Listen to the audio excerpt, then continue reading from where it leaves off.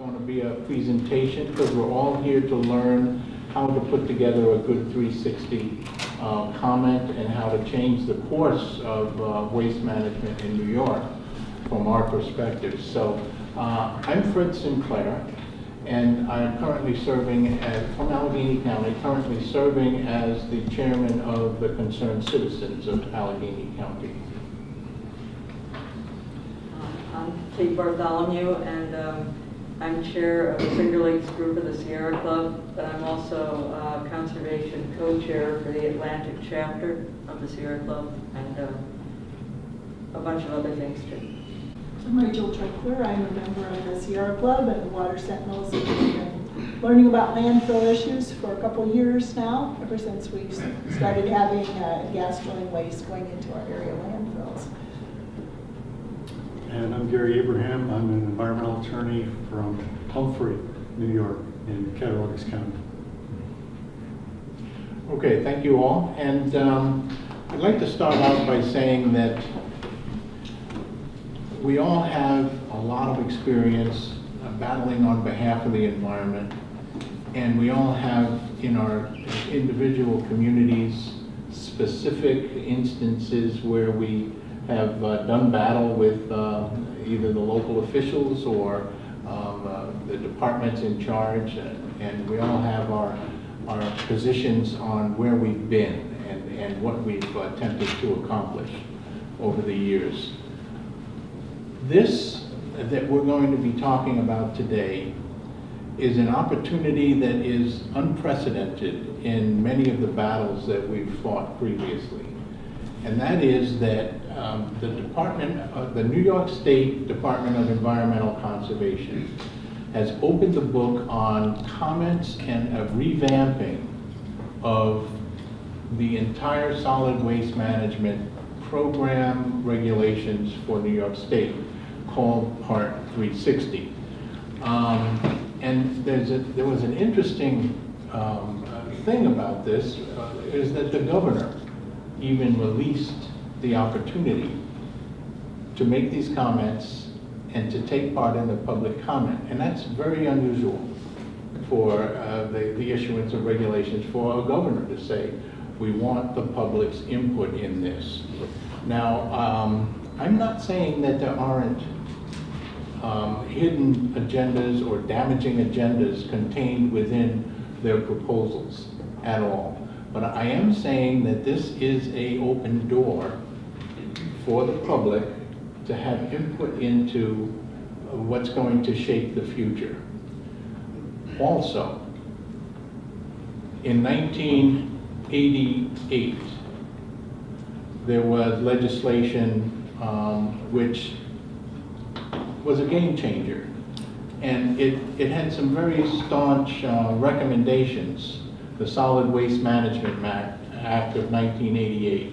It had some very staunch regulations about where New York State needed to go in regulating our waste. And that was the start of the recycling programs. It was the inception of a concept of reducing our waste, increasing our recyclable usage, and protecting the environment. Decades went by before a formal policy was adopted, and that was the solid waste management policy in New York. That policy was never really implemented fully. It attempted to follow that law that a decade previously had been written, but it was never really kicked in. And from my perspective, and from many of your perspectives, we have done battle with the regulations being bent, definitions changed, industry catered to, so that they could get rid of their waste easily, efficiently, and it affected our environment. But there's been this, with all of the battles that we have fought, and this is my positive outlook on things, so they've had an impact. And I believe that the current administration, and I believe that the legislators are starting to get it, and they're starting to be beaten down by many of the battles and the arguments that we have fought over the years. And this is a placement of a doorway for us to enter into the process of changing Part 360. Now, as you look, and many of you probably have, but some of you might not have, and we'll give you some websites to go to throughout the process. But as you look at what is being proposed, they highlighted some things. Oh, well, we really want to get into more composting. We want to increase the recycling. We want to focus on this. We've changed the definition over here. We've underlined the things, and we've done an impact statement. But I called the person in charge in Albany of the public comments, and I said, well, are we supposed to just comment on these little things that you've outlined, or is the whole document, is the whole process open? And she said, no, the whole process is open. So throughout all of Part 360, and the solid waste management regulations that are being reviewed, you can comment. And they will be inclined to review that comment and take it into account. We're here today to talk about how to do that and what's effective. Not only what is on our minds in identifying issues, but what's effective. At our board meeting of concerned citizens of Allegheny County, actually at several board meetings, the management of waste always comes up. Our county is closing a landfill. And what are we going to do in the future? We saw this as an opportunity to do the comment of all comments. And believe me, we've been doing a lot of comments with Gary. We've got a Speedy's discharge comment on the Highland landfill due the 10th. And we commented on their air discharge permit, their expansion permit, many of the things that all of you have wrestled with. The point is that we wanted to put together the best effort we possibly could at pulling together all of those themes and all of those issues that we have an awful lot of documentation on, and seeing how does it fit in the overall picture. An example of which is the definitions that they seem to hide behind, or they get around issues by defining something as not hazardous, or, well, that's a beneficial use determination, or this is just it's diluted to the point that it's not meeting that threshold. And so they seem to use the definitions, and we plan on attacking their use of definition and their lack of proper classification. And there's several other really meaty things that we've gathered together over the years of comments that we intend to put in the broader context of overall waste management. And that's important to think about. You're not just complaining about the fact that there's a lot of odor coming out of your landfill in a specific spot that affects a specific neighborhood. That's really not what this is about. But you can take that to the broader context of Part 360 is not doing the right job during the permitting process of evaluating the release of odors, etc. So in your thinking, and at least from my perspective, you should be looking at getting that treetop vision of what it is that's causing the problem in lack of regulation. Many people say, oh, we don't need more regulations. I don't believe that. I believe regulation is a good thing, but it was done properly.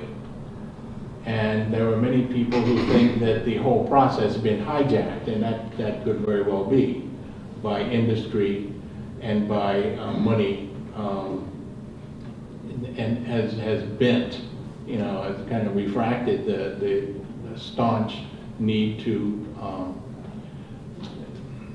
to regulate. So that's my introduction. And I just say a couple other things. On the New York State DEC websites are some policies that they have just released that talk about solid waste management facility planning and how they intend to go from here on out.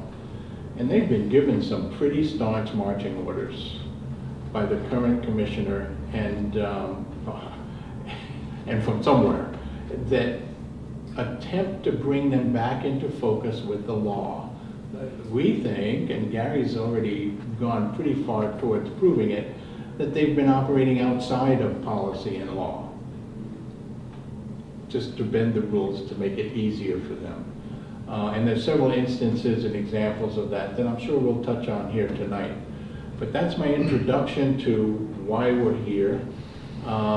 This session is being sponsored by Concerned Citizens of Allegheny County and the Finger Lakes group of the Sierra Club and People for a Healthy Environment in Chemung County.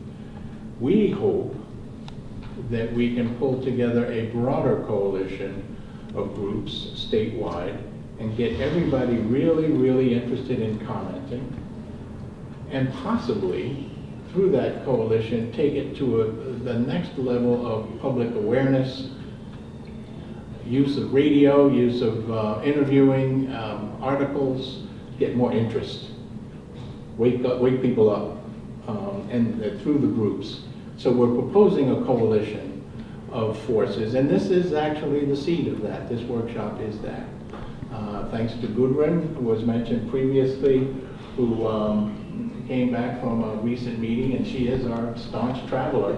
She goes to these things and digs for information and reports back. And she informed me, we're having a meeting. And it's got to be soon. So here we are. Thank you, Gudrun, for your tenacity, and thank you everyone else for participating. But with that, I'm going to let Gary and Rachel and Beverly. Kate. Sorry. I'm just meeting people myself for the first time. And add into that. And this is intended to be an open forum. I do have a question. Go ahead. I was just looking at that, and I wondered if these regulations have any bearing on the fairness of that. It looks like a sacrifice zone from that picture, and I just, do the regulations have anything to say about how much waste is inflicted on a certain area of the state? Yeah, that's a great question. And I think it raises another very closely related question.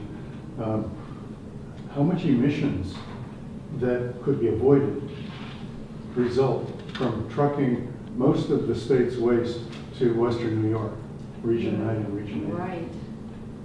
And what happened to solid waste planning, which the law says is supposed to be based on planning units, which are generally counties or intermunicipal agreements among adjacent counties. They're supposed to manage their own waste under the law. And avoid this kind of an outcome where waste is trucked all over the place just to meet the commercial needs of landfill operators.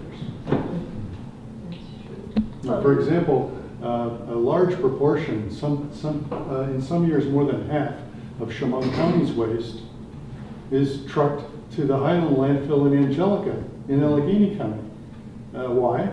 Well, because Casella runs both of those landfills. And so they just move the waste from landfill to landfill in order to meet their own commercial needs. And there's no planning. This is not consistent with any plan of any kind, and results in a lot of waste in terms of transportation expense and emissions.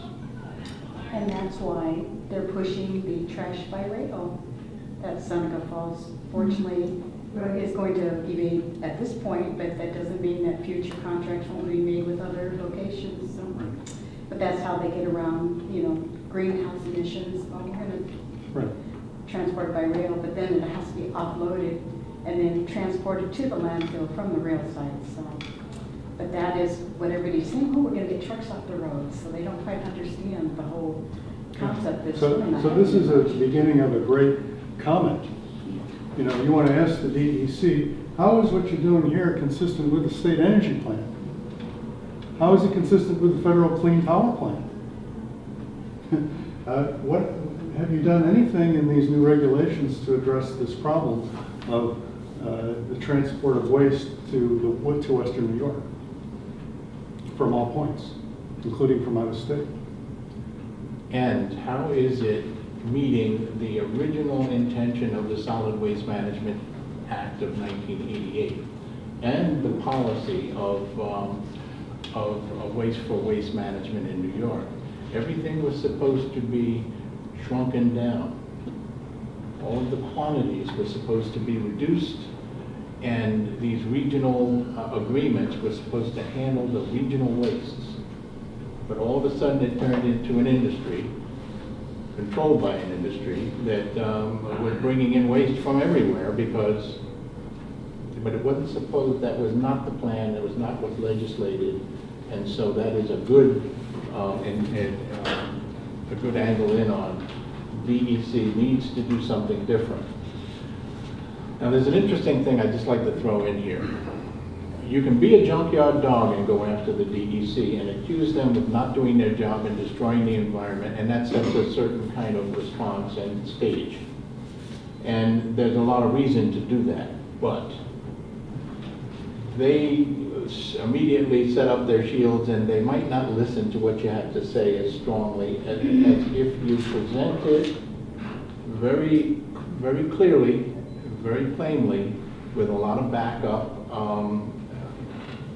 graphics or and maintain your demeanor. Yeah, civility. Civility is it gets you further into the process.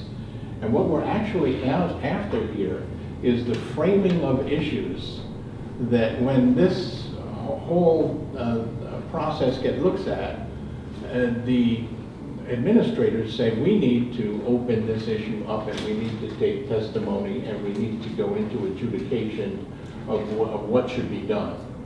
Then we have won the first battle. And then we have to fight that battle of really driving the points home, and then we can perhaps change Part 360. So civility, good word. And you know, fight the battle from the standpoint of loving the earth and loving your children, and your whole demeanor is different as opposed to hating and wanting to kill that regulator. It regulates your demeanor to the point that they listen better. Will there be public listening sessions? There is a public hearing for this part of New York State on the 7th in Rochester at RIT. And now I also, when I spoke to the person in charge of this whole public comment period, she said that written comments can be submitted then, and they can be read then. The amount of time you have to stand up and read will be gauged by how many people there are that want to speak. If they've got 100 people, you're going to get 3 minutes. If they've got 10 people, you can talk. You can perhaps read your whole statement. But if you want to present publicly, there will be that opportunity at RIT, and we'll give you I think it was put in the notice of the meeting here, where it is, when it is, etc. But the public statements there do not carry any more weight or any less weight than a written comment. And we have until July 15th to submit the written comments. And it's always better to have whatever if you're going to speak, it's always better to have your speech in writing as well, because the stenographer is not necessarily going to be able to capture everything you say, so it's always better to have your speech to turn in as well. And you can make multiple comments, so you can, Yeah. Yes. you can go to the hearing and speak and give written comments and then give more comments again. Yeah, so if you get something together and you got a really dynamic point and it's backed up, send it to them and then work on another one. Yeah. That way you won't come up against the end deadline and you don't have it all done and you know, so that's one good way of doing it. They will accept and treat or receive all comments. The first comment everybody should make is, we need more time. Yeah. You know, give us an extension of the comment period. Because as we get into this, you're gonna find it's rather daunting. And to get through all of these materials, it's gonna take time. So let me just say a few things about mechanics. There are three basic things you need to look at. There's a generic environmental impact statement that is very helpful. It's not that long, and it's supposed to be, and it is written in plain language. And it explains the DEC's thinking and what they did here. The second document you want to look at is the existing Part 360 regulations, which are on DEC's website. And then the third body of documents is the list of the proposed new regulations, which breaks out the old Part 360 regulations into Part 360, 361, 362, 363, 64, 65, 66, and 69.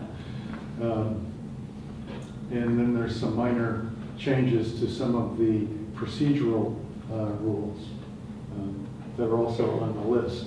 So what they've done is they've essentially taken Part 360 and broken it out into different types of facilities. Landfills gets a new Part 363. It's no longer in Part 360. Recycling facilities, material recovery facilities, MRFs, get its own Part 361, and so forth. So those are the three things: the generic environmental impact statement, the current Part 360 regulations, and the proposal, which is this series, these new sets of regulatory series that break everything out into subject matter. And in the generic, you get a real sense of what DEC thinks it's doing. And as I say, I found that to be very helpful. Because you want to ask the question then when you finish reading that, and then you look at the proposed regulations, you want to ask, well, do the proposed regulations really do what they think they're doing? What they say they want to do in the generic environmental impact statement? That's a very good comment. If you can find that, you know, these regulations, it doesn't look like they're going to achieve the goal that they set for themselves, which I agree with in the generic environmental impact statement, where they tell you what they want to do. This isn't going to do it. You can tell them why. So that's one kind of category of comment that would be very helpful to the DEC. There's another approach that you can take, which is a little less daunting, and that is to identify the issue that you have, and then search all of those documents for where that issue lies, and find their stuff. Instead of reading everything, you can back into the process with what is the issue that you're framing. And then it's fairly straightforward, and will be available to, I will, and some of our researchers at CCAC, and I'm sure the other chapters also have their folks, and that they'll be available to advise. And oh yeah, there's a report that really gets to the heart of what you're talking about. And that report was put out by USGS back in 1990, you know, those kinds of things. We have a big library of reports that we've been using in our battles. And so there is help out there, and we should be communicating with one another. Put it out there. Hey, I want to comment on this. Where can I find that? Or you can just go to the website and kind of just track down through and find the regulation that pertains to what you're talking about. The search engines are powerful. If you just put the right combination of words in there, that take you to amazing places in terms of the regulations. So Yeah, an example of this issue-oriented approach that Fred's talking about is, Rachel prepared these excerpts from the Part 363 landfill regulations that address radioactive waste. So they're all just laid out on one page. There's a handout of those. Yeah, if other this people handout want. is floating around here somewhere. So you can look at that, and if radioactive waste from oil and gas drilling operations is an issue of yours, then you can look at that, and then you can say, well, does this address my issue? Or if it doesn't, tell the DEC it doesn't. Tell them why you don't think it does. I don't want to ruin the train of thought here, but you're talking method, how to comment. I have a question that always has bugged me. Where is the requirement that says drilling waste has to go to a landfill? The requirement that says what? Drilling waste has to be landfilled. Well, that's a deep question. I mean, the DEC's interpretation of the law, and that has not changed with these regulations, is that drilling waste is industrial waste. It's got some naturally occurring radioactivity, so it includes naturally occurring radioactive material, or NORM, but only TENORM, or technologically enhanced NORM, is regulated. So if it's just NORM, and it's not been technologically enhanced, it's not regulated waste. It's just waste like any other waste, and waste can go to landfill. Is it below radioactive waste, low-level radioactive waste? Pardon me? Is it below, is it less than what was considered, or used to be considered low-level It's what radioactive it's waste, which we went through a long time ago? That's a problem that's worth commenting on, because there is no threshold in the regulation. It's simply a qualitative determination. Has it been technologically enhanced or not? If it's not been technologically enhanced, then it's NORM, and it doesn't matter how radioactive it is. I want to say to the DEC, wait a minute, there's something wrong with that. There's something wrong with that. How do they define technologically enhanced? Well, that's where the definition is Yes, wrong. yeah, exactly. Is lacking. Yeah, exactly. And many agencies at the federal level and many study groups and think tanks are saying you need to rethink the definition of 10 norm and norm. So DEC is behind the 8 ball with that. I'd like to throw in another thing in answer to your question. I believe during the permitting of drilling, they're supposed to come up with some prospectus for the sake of their permit, whether it's in Ohio or West Virginia, that says where they're going to put the tailings. And they have arranged for them to go to landfills but in many cases, Pennsylvania won't allow certain types of tailings, but New York State will. So Pennsylvania, even though they are the hotbed of activity, they're in some ways more on top of the issue of radioactivity, at least, and the hazardous nature of tailings than we are. So you're saying the answer to my question, what I'm hearing is, the drilling permit itself has the requirement to landfill drilling waste. They have to have some prospectus on what they're going to do with the flowback fluids, the drilling muds, the settlement from the ponds, and the waste products. So I have to go look at Pennsylvania laws then, right? I have to go look at Pennsylvania laws then. Right. But a much more efficient regulatory approach, it seems to me, would be to require that the radioactivity level of the waste stream be tested at the source before it gets to the landfill. Forget about classifying these different wastes so that one's regulated and one's not. Let's talk about the real safety. Let's talk about how much radioactivity is in this stuff. Well, how do I address that with 360? Well, it's not. We're talking a different state here where the drilling waste are coming from. No. If New York, in its new regulations, said oil and gas drilling waste has to be tested at the source and meet a certain threshold before it can come in to the landfill. That's in 363? No, that's not there now. Okay. Needs to be. That's not there now. Okay, oh, we need it to be. Okay. Yeah, let me back up a bit historically and conceptually to explain DEC's thinking anyway. We started this in 2010 when we challenged the application by the Chemung County landfill to increase its waste acceptance rate. They didn't want to change the size of the landfill. They just wanted to take in waste at a greater rate, faster, lots more.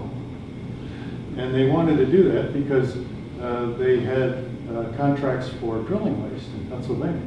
And they wanted to do that because the attorney for Casella, who operated the landfill under a lease from Chemung County, was also the attorney for Chesapeake, Cabot, and some other oil and gas companies in Pennsylvania. So he, and naturally had connected these dots ahead of time. And in December of 2009, the DEC staff administratively, without a hearing, without notice to the public, by email, considered their request to accept drill cuttings into the landfill and approved it by email. Said, yeah, this is okay. So we brought our challenge, and we brought a radiological expert to the table, and they brought their radiological expert to the table, and they brought specifically an analytical report from a company called Cophysics to prove that the drill cuttings were benign. And what Cophysics did is they took a sample of drill cuttings, just a little bit from, I fit in a jar, and they washed them. Then they dried them out. Then they crushed them. And they analyzed the radioactivity in the drill cuttings. Well, this is the rock that is brought up with the drill bed from the shale. This was, they determined, they proved that it was Marcellus shale. And the radioactivity was about 5 picocuries per gram, which is about 5 times more than background. And DEC said, see, it's not very radioactive at all. The level for discharge into a river from a wastewater treatment plant is 60 picocuries per liter, which is 50, 60, maybe 100 times more than 1 picocurie per gram. You can't convert grams to liters, but that's roughly what it is. Well, that's not what happens at a landfill. They bring the drill cuttings in wet, right? And the DEC was in the middle of doing a supplemental generic environmental impact statement on drilling, and they hadn't decided at that point whether to allow hydrofracking in New York. And their own generic environmental impact statement said that the produced water that comes up with the drill cuttings is about 10,000 times higher in radioactivity than background. So you've got trucks of drill cuttings coming into the Chemung County landfill dripping wet, right?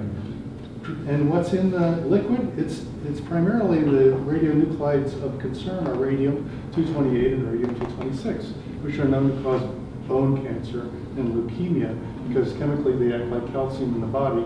The only way you can be exposed to these things is through inhalation or ingestion. Eat it or breathe it. If it touches your skin, it emits alpha radiation, which doesn't pass through a piece of paper, let alone your skin. I have a question. Have there been any studies about the concentration of any radioactivity being released into our streams in the plants and animals, the fish? Because surely there would be accumulation in the bodies and in the plants that would raise those levels. Right. And not that I know of, and that's a real concern. because radium-226 is a persistent bioaccumulative toxin. And let's break that down a bit. Persistent in the environment because it has a half-life of 1,600 years. So in 1,600 years, half of it is still there. Bioaccumulative because if it's in very low concentrations when it goes into the water, and I'm going to jump ahead a little bit, because the problem with putting this stuff in a landfill is that the leachate becomes radioactive, and the leachate is sent to a water treatment plant, which doesn't take any radioactivity out of it. Right? So it bioaccumulates as it goes up the food chain, and if it comes out of the water treatment plant at a very low level, say 1 picocurie per liter or even a fraction of that, downstream over time, it biomagnifies. In other words, it goes up, concentrates by orders of magnitude as it moves from microorganisms that eat it to very small plankton and other animals that eat them, and macroinvertebrates that eat them, and finally the fish in the river that we eat, right? And rivers are supposed to be protected under the DEC's regulations for their best uses. And the Chemung River, downstream from the Chemung landfill, downstream from the Elmira water treatment plant, which takes the leachate from that landfill, 11 to 12 million gallons a year run right through that plant and go right into the river. So it's not the concentration of the radioactivity, but the mass. Right. And also, That is the problem, and then that will get, as I say, if you eat the fish, that actually, that's illegal to impair the best uses of and water. also through the Corning Aquifer Concerned Citizens, we've learned that the water in the river coming out of the Bath wastewater treatment plant and the Elmira wastewater treatment plant and anything that flows down the Tioga River from Pennsylvania is entering the drinking water aquifer of those people. The whole Corning Elmira corridor. Right, but frankly, I wouldn't be that concerned Okay. about that, because we're talking about very low levels that are probably not significantly harmful or even detectable, perhaps. And going into an aquifer, there's no food chain for it to Except for move the up. people that drink it. Well, right, but it's probably not that harmful to drink low levels of radium, which is probably found in a lot of water anyway. So that's not a good attack. It's eating a higher concentration in a fish. In a fish, okay. That should be the target of concern. Study being done early on in Pennsylvania. They were sending the flowback water to treatment plants, and it was being dumped into some tributaries to drinking water for, I believe it was Pittsburgh,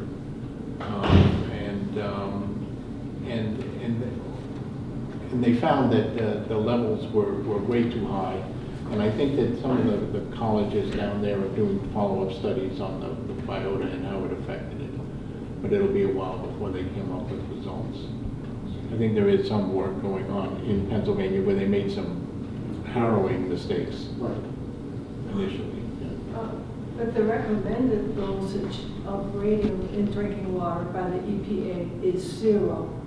Not 1 picocurie or anything, it's 0.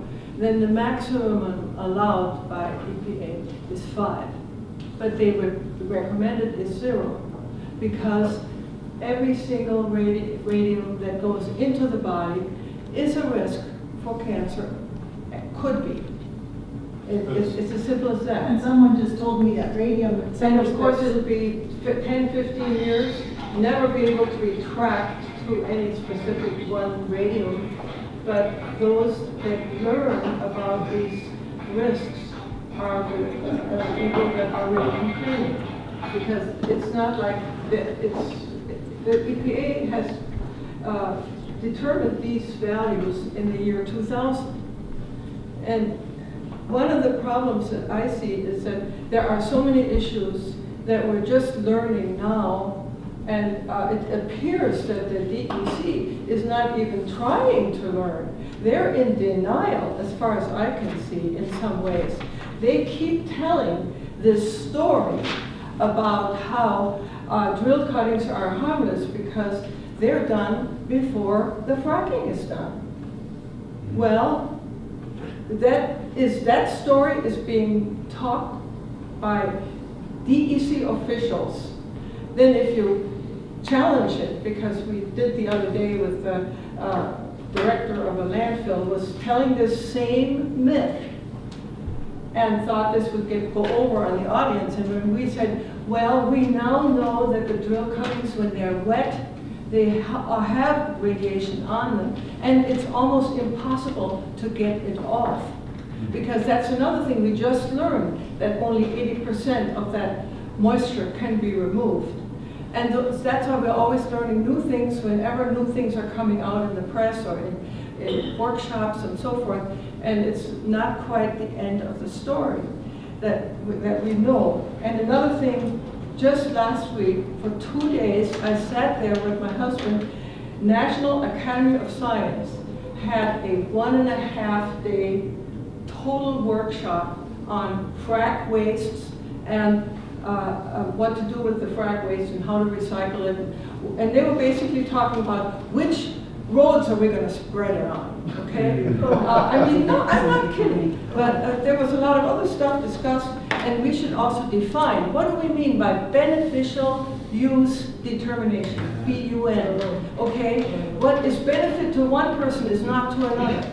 And this whole idea of putting this brine out on the roads, I live on a dirt road right next to, there's quite a bit of spraying done there, and I have to get a new muffler every 1.5 years. So just, I mean, do all of you get a muffler every 1.5 years? I mean, that's just a basic thing, but it's something we should make them aware of. Benefit from one is not to the other, and the whole idea of spreading this stuff out because you have nothing else you can figure out. And the National Academy of Science promised they might come out and make a video of this roundtable that they had for a 1.5 days, but I don't know if they really will, because it was pretty sensitive stuff. And the scientists were saying Marcellus Shale is 6 or 7 times as radioactive as any of the other shales in the United States. So you can't even compare what we're going to have faced with Marcellus with Barnett or what would be all these other plays all over the United States. This is the top here. Another question over here. A comment going along with this. I live in Region 8, and I see that really tall bar there. And my mind's wondering, why targeting Region 8 and Region 9? And that's something I think we all need to think about. Why here and not other places? The other thing I found that you can find too, you can go right home tonight, you can find this. Find out when the radium-228 and 226 was last tested in your public water supply. I did that a couple years ago. And where I live, which is just south of Rochester, the last time it was tested was 2005. Okay, I looked around all the other communities and it seems like it was 2005, 2006. Maybe I found one in 2007. I'm talking Geneseo, all that area. And then you think, when did fracking start? And when did all the spills start? And where do we get our water from? Which direction does it flow? And all of a sudden they stopped testing for the radiation. I did call the health department, I did call the water department, and they all said, well, the EPA said because we really don't have any radiation here, we don't have to test it anymore. I think it's because whatever's in there can't be treated, so why test something that you can't fix? I think it's in there. I think we're all glowing, to tell you the truth. We've been under a Geiger counter something. Yeah, on that issue, I've talked to others some about this, and you probably know, some of you might know, that the EPA said in 2000 that if you have zero detection of radiation, then you do not have to test for 9 years. Now, this was decided before hydrofracking was getting going, okay? And so they should have changed it after hydrofracking was going, but they didn't. But in the Genesee River, they tested one time, and it was very low, and so they didn't have to test until 2017. I've got it figured out. That's next year. That the 9 years are up in 2017. But then here was something else. They were testing radium-218, 228, not 226. Now, who knows what is the difference between 26 and 28, okay? Most people don't, including myself, and I didn't know either when I was checking this. I just saw that they were just testing radium-228, but I didn't know the significance of it. Well, it's a big significance because radium-228 comes from thorium, and radium-226 comes from uranium. And a little of each is in the rock and possibly in the water, but the main point is the radium-226 lasts for 1,600 years, half. But the radium-228 lasts only for 5 years, half. So these are kind of things that we, if we're going to be living in this community, should be educated about, and the DEC makes zero effort to educate anybody, and they go around and they really do misinform people. And I'm really furious at this. PE, professional engineers from DEC go to the legislature of the Chemung County and say, oh, this drill cutting is just the same thing as your kitchen counter granite. Kitty litter. Or whatever it is. You know, I mean, Well, that is so insulting. But this is, I'll tell you how this played out in the hearing in 2010. They said this, the DEC staff is there at the hearing, and we're here, and there's a judge, an administrative law judge, listening to both sides. And the DEC says the drill cuttings are close to background levels of radiation. And the judge says, then why don't they just leave it on the ground? Why is it even coming to landfill? That question was asked and it was never answered. I would like to mention something about the brine. I have read that Steuben County allows brine. I don't know if that means that they're actually using it, but I think we need to think that through. If it's on your car, it's not just going after your muffler, it's on your clothes. In the winter, you're scraping your window, it's in your house. Okay, we have. You're breathing. We have done some research on this. And the brine that is authorized for usage under a best use determination in New York State is brine that comes from what they call conventional gas extraction. Okay. And we have a huge pit of it in Independence, not far from Goodwin's house. And there are several communities in western New York that use it on their dirt roads, some on their paved roads for ice control, but mostly for the stabilization of dust and dirt roads. And from my township, which uses it, I got the analysis. That is a whole different issue regarding best use determination and the disposal of that waste stream, subject to comment. It's got a lot of metals, and you know, you drive down a dirt road, you get the grit in your teeth, Sure. and you know, you're ingesting it, and so that's an issue. But and when I challenged the DEC permitting minerals people for permitting, and they said there are no authorized usage of the brines from gas operations in the Marcellus Shale being used in New York. And then we know like Cornell and some other places, they mix their own briny solution from salt. because they need an exact formulation for use on the highways. But it still is an issue. That best use determination for brine, it needs tightening up. It needs to be understood better, and there should be more. They haven't analyzed that in a decade. Well, the proposed regulations ban the use of brine from the Marcellus Shale formation. Okay, well then, why don't they ban the disposal of the drilling waste, which includes brine? It cannot be separated from brine. And they don't dry out the drill cuttings and wash them before they take them to the landfill. There's a certain volume of brine. And the DEC said, well, brine from the wells it drilled in New York, vertically into the Marcellus, had 16,000 picocuries per liter of radium. Yeah, So they got religion on the brine, but not on the waste. And they're still operating on this myth, as Gudrun calls it, that the co-physics report is the last word on the harmfulness of drill cuttings. That, it's just 1 to 5 picocuries per gram, when in fact, if they tested the waste loads on a regular basis, they'd find, that it's May I say something?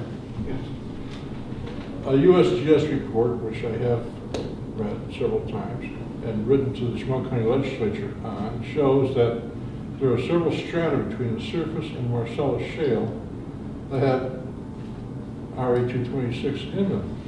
And they're not called Marcellus, they're called Chipmunk and other kind of stuff. It's not all Marcellus. There are many other layers between us and Marcellus that are radioactive, not the 15,000, 16,000 that Marcellus is, but it's in the 6,000 to 7,000 range. So we keep talking about Marcellus. It's really all black shale that we're concerned with. I'm concerned with anyway.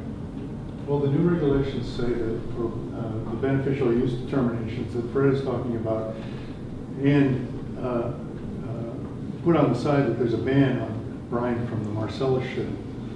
All other brines are qualified to be permitted, but they still have to go through some review, case-by-case review. But they're still radioactive at 220. But the idea should be that they should test that before they allow it to be used as beneficial use And on roads. they should test it to the proper test method, not some Geiger counter that you drive through.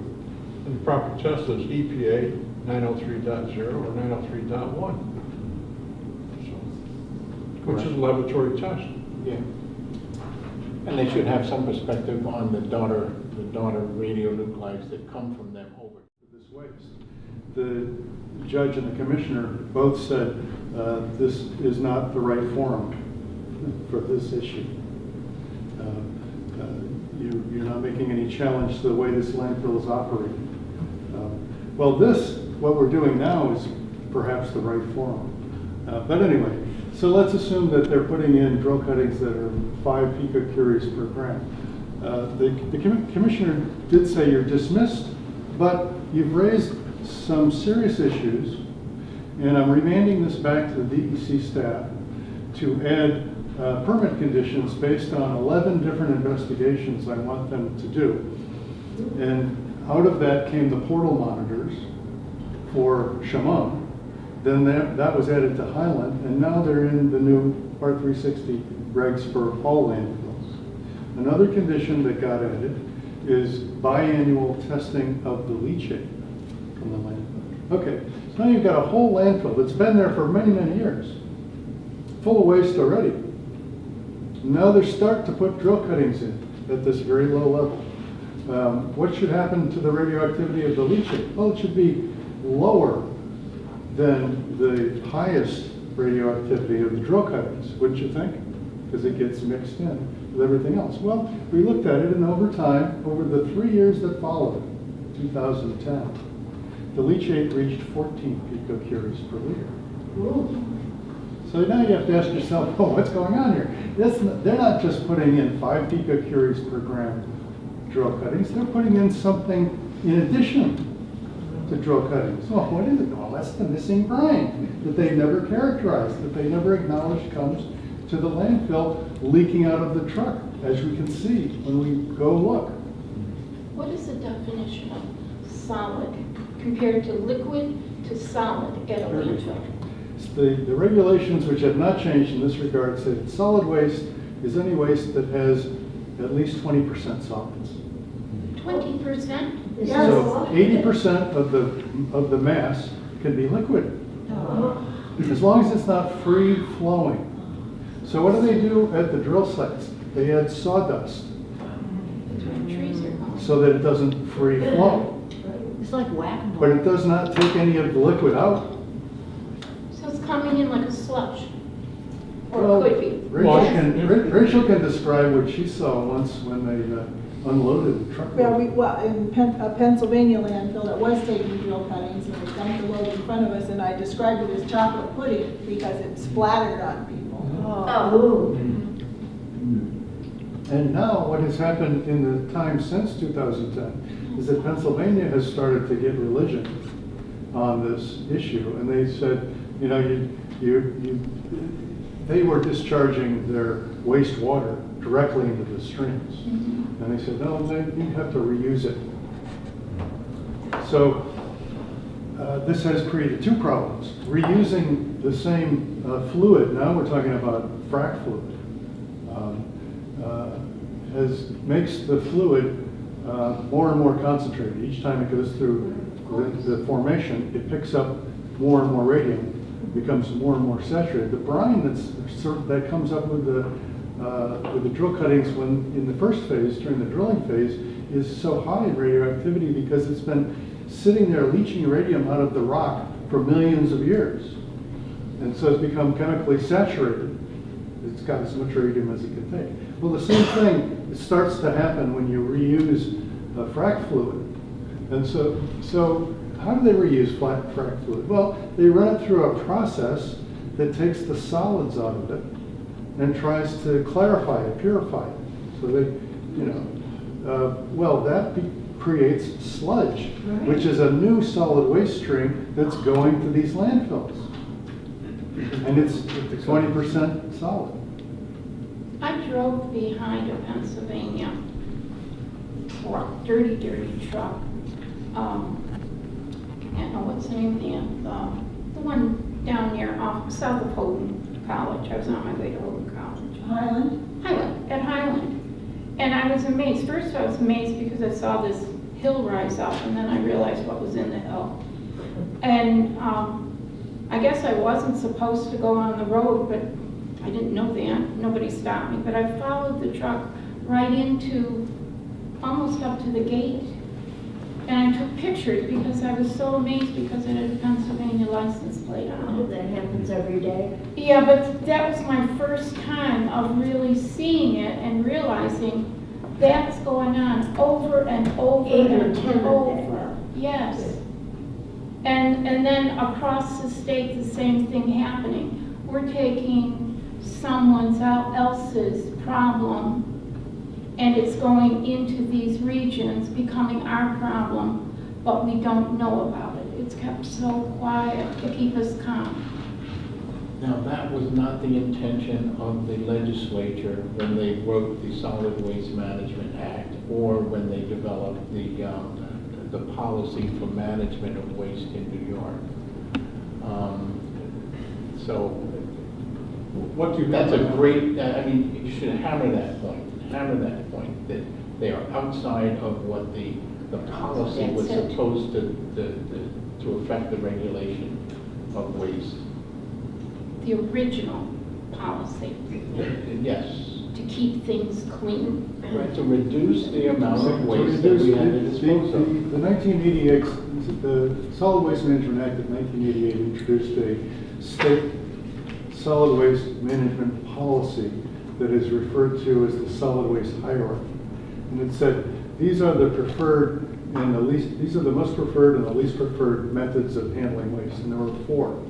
The most preferred is don't produce it in the first place. The second is reuse it in the process that generated it in the first place. Put it back into the manufacturing process it came from. The third is if you can't stop it from being produced and you can't reuse it, recycle it into something else. The fourth and least preferred method is disposal on the land. So this was a policy arguably informed by the principle of zero waste.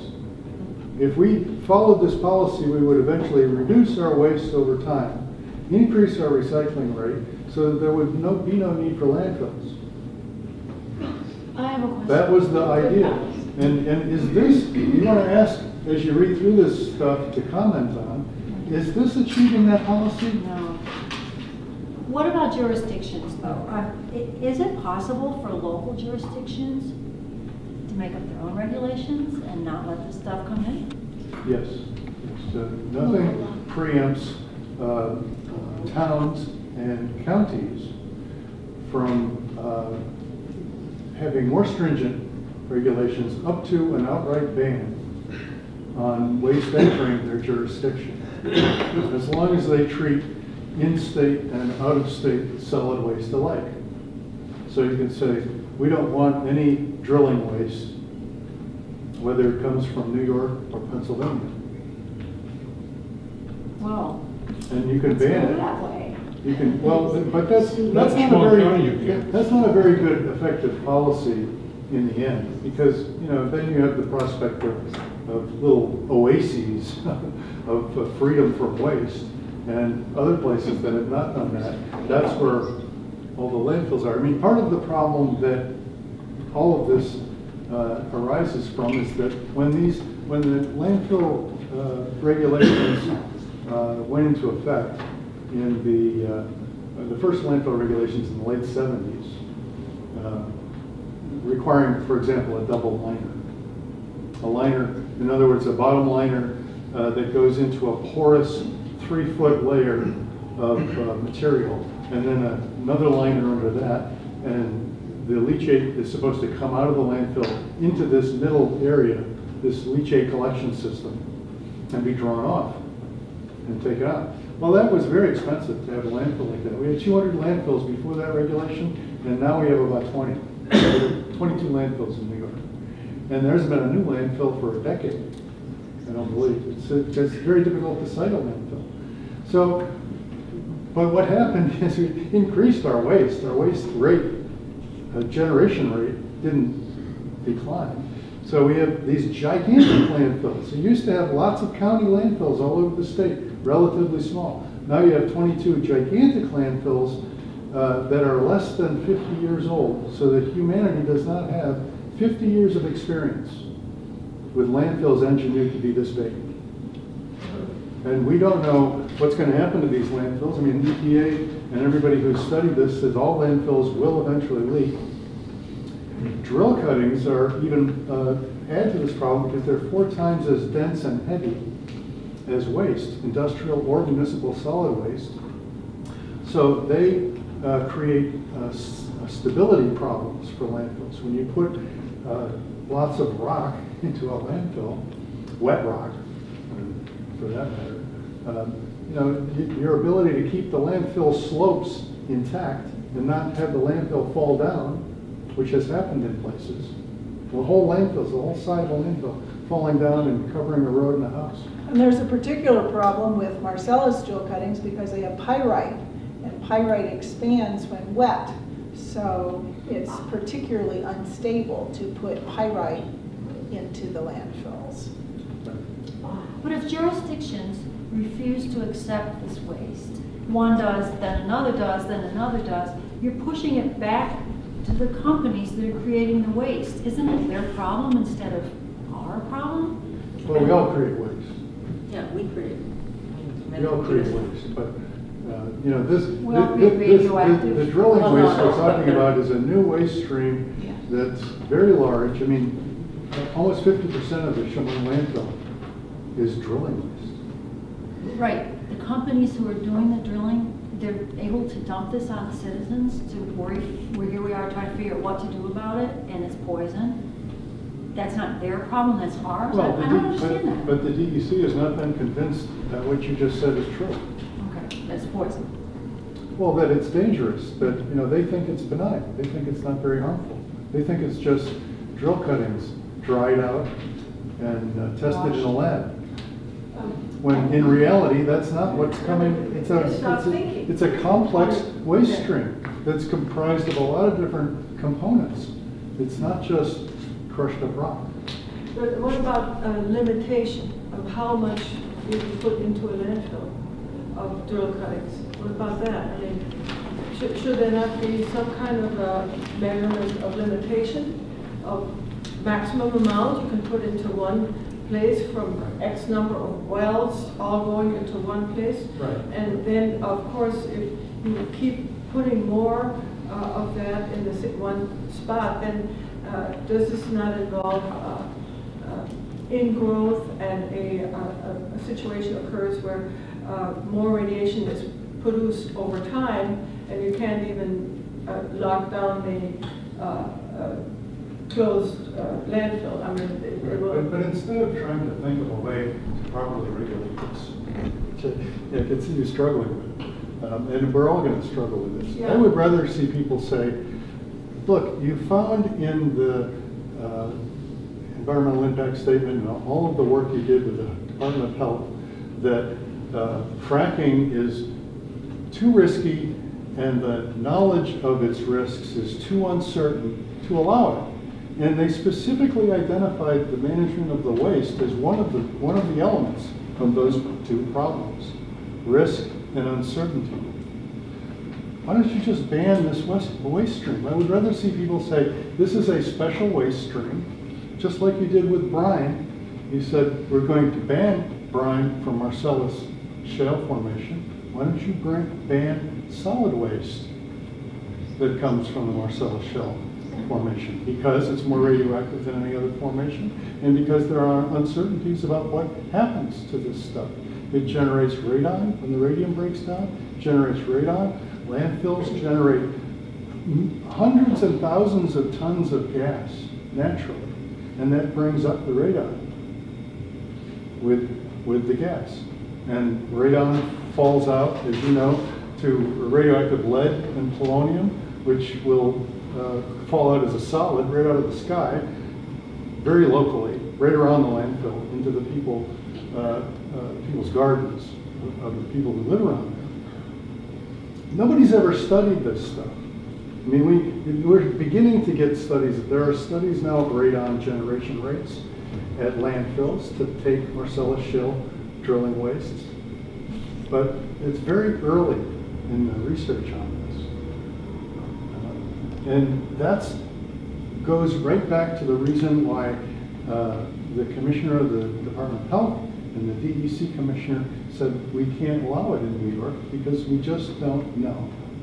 We're going to apply the precautionary principle, which is rarely done in regulatory affairs. We're going to apply the precautionary principle this time. And now you see that as they say, they've done it with brine. It's not much of a conceptual leap to do it with solid waste.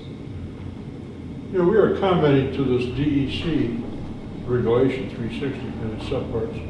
Why are we not also commenting to the Department of Health?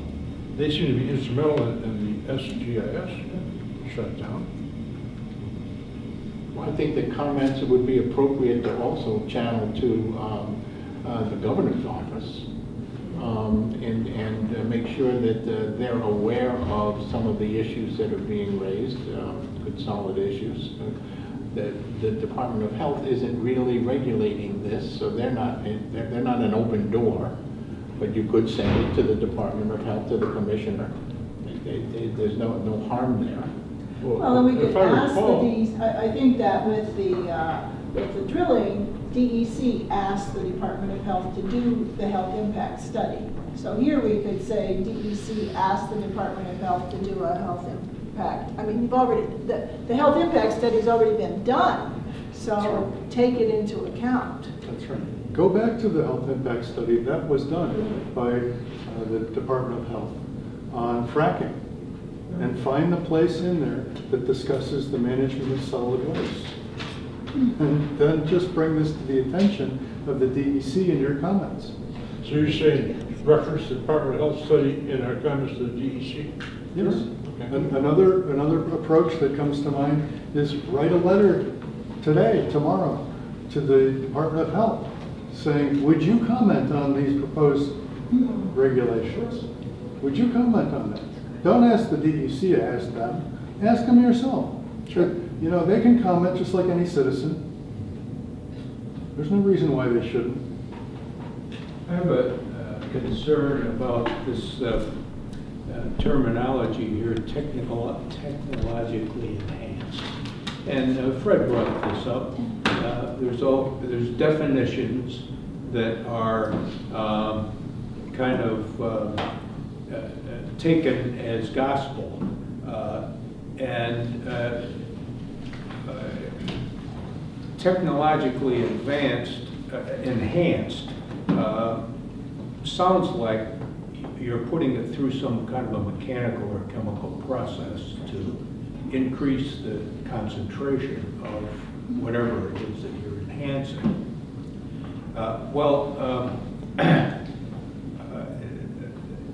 The chemical nature of the chemical form of radium-226 in nature, I think, is in the form of a salt.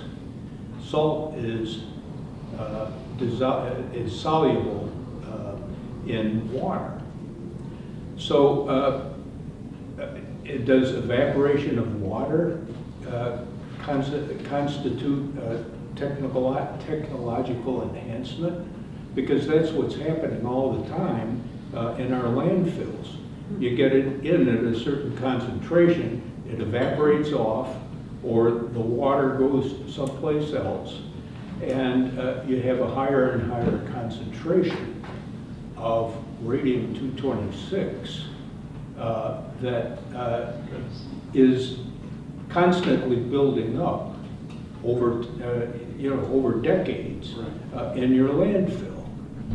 And there's got to be a limit to it. So the opposite side of this is if you technologically enhance it by getting rid of the water, is it the same part of the process by diluting it? In other words, putting sawdust in it, or adding water till it's down below a certain concentration that you can't detect, or is below a certain threshold. Is that a technological enhancement? It's a de-enhancement, but within their definition, you could take it either way. This is where we're arguing their misdefinition or their misclassification of this. Now, if you look at what's happening nationwide and among the scientific community, hands down, they're saying that this whole issue needs to be resolved, and that this material is 10 norm. It's technologically enhanced. You can't go down there where it sits, where it was deposited 300 million years ago. Tight, one uniform mass. That's its natural occurring state.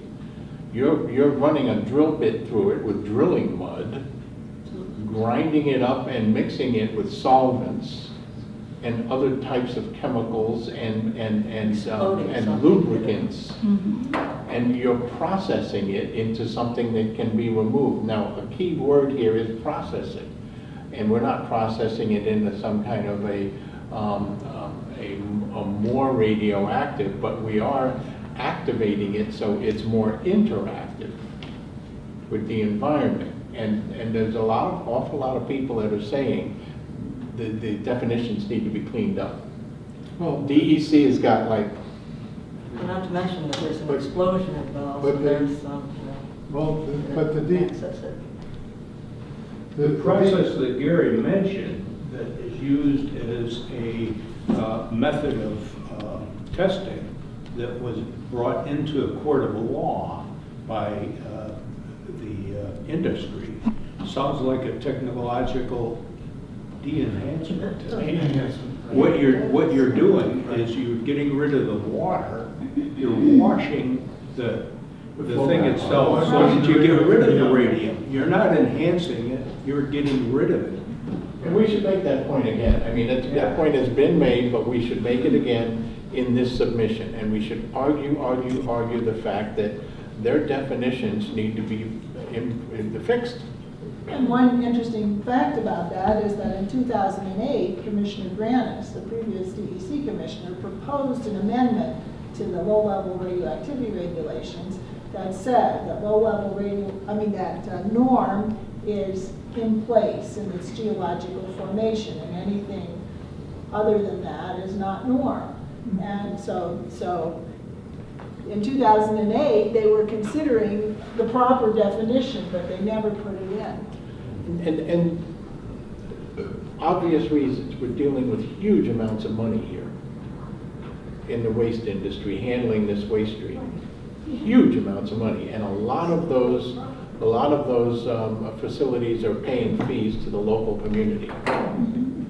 So they bought the local politicians to turn their heads because they're supporting their tax base, and they're constantly donating to this or that. And so, but we have them influencing the community in that way, and the local legislature and the state legislature. Mr. Skelos, the chair of the Republican State Senate group, his son was involved in this waste industry, and he was playing favors for that. And he was blocking, we watched him block legislation in the ENCON committee. He was chair of the Environmental Conservation Committee. That's why he's going to jail. So let's not be naive with the forces at play here. And I'm not calling anyone from the Department of Environmental Conservation crooked, but there's another issue we're planning on bringing up, and that is an issue of the inspectors or the monitors at the actual landfill sites are paid by the people that are running the landfills. There are fees that are assessed to the company, and that company pays them to the DEC. I read one the other day, I think it was Genesee County, pays $70,000 a year for the on-site monitor. And that monitor covers more than one landfill. Generally, they'll cover 2, maybe 3 landfills. So here's $250,000 coming into the DEC coffers to pay for an employee that probably costs them maybe $80,000 or $90,000. Okay? But I have a different take on this. Okay, but I'm just saying, there's all of these other undercurrents of things that are affecting the decision. Yeah, but let me speak to this. The proposed regulations propose to change this system of the landfill operator paying the DEC for the cost of a monitor by allowing the landfill operator to hire its own monitor, a private monitor. Better yet, yeah. So, and I litigated this several years ago in another landfill case, and won, because the commissioner tried to change this at the end of the process after there was no opportunity to comment at all. We went through an appeal and all of the rest, and the commissioner said, and at the end, and by the way, I'm going to change the monitor condition in the permit to allow Waste Management, in this case, to hire its own monitors. And the DEC union went through the roof, and we went to court. And the court said that was arbitrary and capricious and threw it out. So this, to me, is a system that should be kept in place, and the proposed regulations, which go back to the old commissioner's attempt to end the policy of DEC on-site monitors paid for by the landfill, ought to be kept in place. The DEC monitor is an independent monitor. And all the policy says is that the landfill has to provide an office space, the portion of the salary represented by the days the monitor is there, training, transportation, and per diem expenses for that guy at the DEC. That's a great thing. that means that you're not paying for it. Well, except for the fees on disposal, perhaps. But, you know, if you can reduce your waste for disposal, it takes me a month to get a bag of garbage to the transfer station. And recycle everything you can, you know, you won't pay much at all. But this way, you know, you've got a public servant doing the job rather than the landfill's hand-picked private monitor. So everybody should be commenting on this change in the regulations. This does not protect the environment as well as the current regulations. I see that we have a body of lawyers who have lots of knowledge and a long base. And we have some people like myself who's more of a scribe. And I would like to help write those comments and letters, but I don't have the depth or the knowledge base, or even know, I haven't read all that you've read. And I'm trying to sit here and think, in the time that's left, and what we really wanted to get accomplished was to have some way of everybody taking a piece of the action and getting lots of comments. And to further that, it would seem to me that it would be very helpful if we could at least have, how do you link to send the comment, to whom you send it. That could be put on a letter, on an email, a web page. I belong to a whole bunch of different organizations. One of them has an announcement of something that's taking place, and if you want to take action, you push a button, and out comes a letter dealing with that regard, listing the law, and you could take that letter and you could bring it in and modify it and add your own comments to it and strike things out of the general boilerplate letter, and then send it off, and it goes to your representatives automatically. It goes to who you want to address it to. And if we could do something like that, it would be ever so helpful, and we could get lots of comments. Well, the Sierra Club Atlantic chapter is working on doing that, and did do that for the Highland landfill several years ago.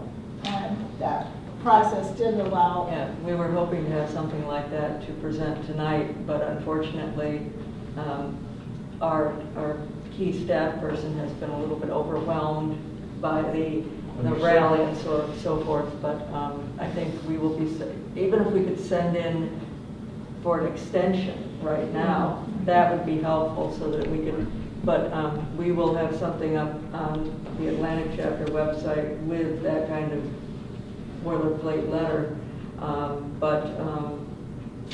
Yeah, and talking points, you know, key things that you can put in.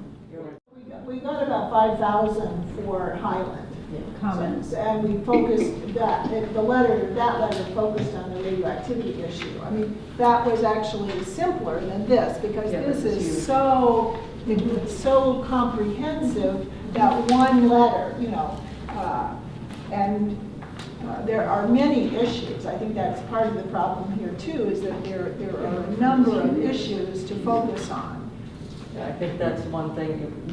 It would almost require several different letters that you could say, well, I'm really interested in this piece, and I'll pick this letter. And I mean, what we need is Sandra Steingraber to do what she did with the drilling, and she wrote a letter every day, you know, for a month or somewhere. She had, here's the letter for today on this issue, and here's the letter.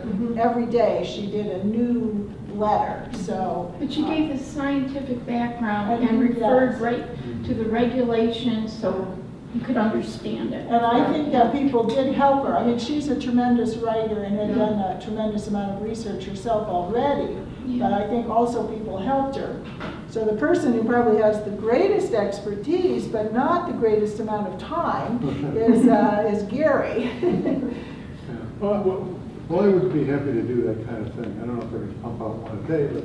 Well, if you could give me facts, I could pump out a letter then. Well, the other thing that I've done is I put up on my website, which is up there on the board, on That's, the website is GaryAbraham.com. And you click on the button called Documents and Blogs, and there's a short list of things I collected for this workshop. They say June 2nd Bath Workshop. And there's some example comment letters that we've submitted in the past. So you can get a couple of things out of that. You can see the form of a comment letter. And you can also get a bunch of facts, because these facts haven't changed much. And you can also, another thing that's on that list is the final response the DEC gave to us in response to our comments on Highland. And it's unbelievable reading. I got it here in front of me, and here's one comment. Current practices allow the trucks to roll through the radiation detectors as they enter the Highland landfill facility. The trucks must come to a complete stop to allow the detectors to work properly. To use the detectors improperly is an ineffective attempt at regulating the oil and gas industry.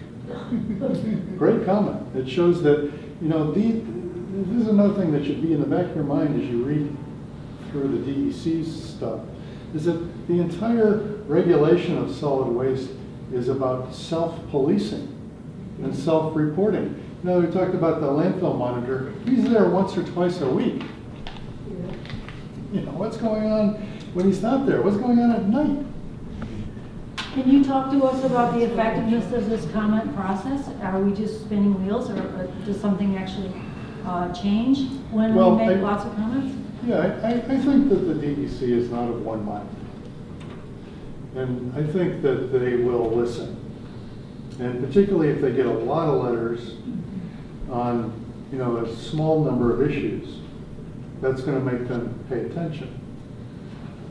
Is there a history of that they get a lot of comments and then things change? Can we Does see fracking that? regs, I think that's the best example. Well, in the last episode in the Chemung County landfill occurred last year when they applied to expand the landfill physically. And we submitted comments. This time we got our radiation guy, and we got a landfill engineer, and we got a hydrogeologist. And we said, you know what? This landfill is located right over a primary aquifer, which is a prohibition. And you know what? The landfill engineer says, you keep putting these heavy drill cuttings in and this landfill will fall down. And the radiation guy said, it's still not benign. And so those comments went in, and I don't know really what happened internally between DEC and the landfill operator, but they withdrew their application instead of even trying to go to a hearing. They withdrew the application. But that's another lesson. I mean, you don't get anywhere unless you got a lot of money to hire 3 experts and an attorney. You really, and here, this is a forum that's, on most of these other landfill cases that I've been involved in, the judge tries to find a procedural way to disregard your petition. I mean, that's what happens in the entire legal system. All the courts are the same way. The last thing a judge wants to do is make a judgment. What he wants to do is dismiss your case, particularly if it's a difficult, complicated case, or it's goring somebody's ox. It's going to find a procedural way to say you don't have standing, you missed the time period, you missed the deadline, or this isn't the proper forum for this kind of an issue. This is not that kind of a process. This is a great forum because it's wide open, and the DEC is actively saying we want to hear from everybody, and they're going to have, perhaps egg on their face if everybody submits comments. But nicely.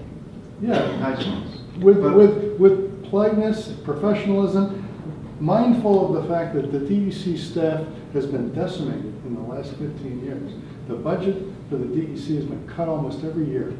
And the staffing for the DEC staff, the DEC has lost 500 staff people in the last 15 years. So, and that's why they have to rely on regulations that assume self-policing. And that's why you've got to look at these from that point of view and say, wait a minute, if these guys are just self-policing, did these regulations go far enough? Is it possible for the Sierra Club to have a place where everybody's comments can go, so everybody can see them? And then that might spur in their mind comments that they can make. The synergy out of this, rather than just sending a comment in, a copy of that comment could go to either your CCC website, just like when you read. Well, I think there is a staff, we have 2 paid staff in Albany that also work for National, so they have a tremendous amount to do. So there's an automatic process for generating these letters, but what you're asking for would take a web designer and all sorts of things. And Well, it's like a blog. It's like a blog right? thing. But somebody has to do it. So, and so so But that would anybody could do magnify it. the process It 100 would, times. it would be. Separate than our Facebook blog website. And I will ask that person if we can not only archive some of these files so that you can easily access them through links, but if we can do the information exchange. It's up a blog where it wouldn't even take, the person wouldn't even have to look at it. It just takes a lot of memory and cataloging and somebody to manage it. Because a wiki is it's already a format that lets people contribute, like Wikipedia. So and there are these software, different hosting companies have wikis that you can install on your website, but somebody has to know how to set that up, and somebody has to oversee it. Okay, excellent idea. And I think that's the spirit of what we're trying to get going here, is that information exchange and just bringing the whole thing up to the level of Because the if challenge. somebody sees a good letter and they're free to write it again, suddenly you've got 100 comments instead of just that one good one. You've got 100 good ones. And what also happened with the fracking comments was that there are a number of email lists, and a lot of people posted their comments to the email lists when they made them. So, different people would say, here's the comment that I just made. And that was very helpful to read other people's comments. So if people would just do that, that's one way of doing it. So all we'd have to have is one email list coming out from Sierra or Cattaraugus County, and that would start the whole process, and there wouldn't even have to be all the software. If we could send that one email out to. Well, that's what I was trying to think. How did Sandra do her thing? Did she have a? It was a blog, and she made a blog post every day, and that was linked to Facebook, and there were emails, because I got her emails every day, saying, here's the issue for today. And I remember also with the fracking comments, they learned from DEC that DEC was only going to treat each letter as one comment on one issue. So if you in your comments address 30 issues, they only categorized it as one. So what we did is if you wanted to comment on 30 issues, you made 30 separate letters, one on each issue. And so I suspect that this is a similar situation, that, since we learned that they have the tendency to, just really not review a lot of the comments, the way to, make each of your points in a separate letter. But isn't it, I wanted to ask you, didn't you read really wonderful comments when the S-Geist was being developed? The DEC was publishing the comments from everybody in this room practically, or a lot of people. Very, very good comments, and they all got published. Somehow, the DEC now took 4,000 comments from Highland landfill and distilled it down to 10 comments. Now, they didn't cover all the comments in those 10 comments at all. And there should be some kind of rules, and we should insist, the DEC, that should be one of our comments, that we want to learn from these comments, and we want those comments to be published by them, the DEC. The EPA does that. When you make a comment to the EPA, they tell you, we're going to make this public, so be aware. We're going to put your name and address and everything down, and just... Well, the PSC, because I'm just doing this with the Greenwich Power Plant, but the PSC, every comment letter is posted on their website. So DEC would do something like that. They but- should, because that's Yeah. how you learn. And, Yeah. and that we So- should be making So that that's something to comment. ask for, is that DEC do like the PSC, the Public Service Commission, and actually real time, you Yeah. submit your comment and it's up. in Yeah, about 10 and FERC minutes. does that too. Yeah. Again, maybe personnel and the fact that their website is constantly seeming to be redesigned. Well, I was very disappointed how they summarized all the comments that Highland made into 10 comments. I mean, that was really, I mean, that's an example of something that is just poor, it's poor education, and it's, they took some of the Deliver. and they were softballs, those Now, What things. if we were able to distribute issues, talking points, and sites for research? I think that's what you were suggesting. And just constantly feeding those out. I think we can come up with those, and from the citations that we have and the documents that are out there, the reports that have been written, it just takes a coordinating of those. And we take one issue at a time and get it out there and get your pens working and get them sent in. And that's one approach to this information exchange and stimulating the thing. Writing canned letters for each one of these and proving it, or providing enough proof, and then having everybody duplicate it is another approach that we should do. If we come up with a good letter, send it out, get multiple people basically working off from that. But I'm kind of thinking that we can frame an issue and we can provide some of the talking points and where to go look for more. And just bang it out there. We've got the attendance list, and I hope everybody here is signed in and given us your email or a way of contacting you. The list is Yeah, there. and I think that's doable. How come we're not using the agency as the way they're supposed to be used? And point out to them that, EPA does this and the FERC does it and whatever else we know, with actually publishing comments.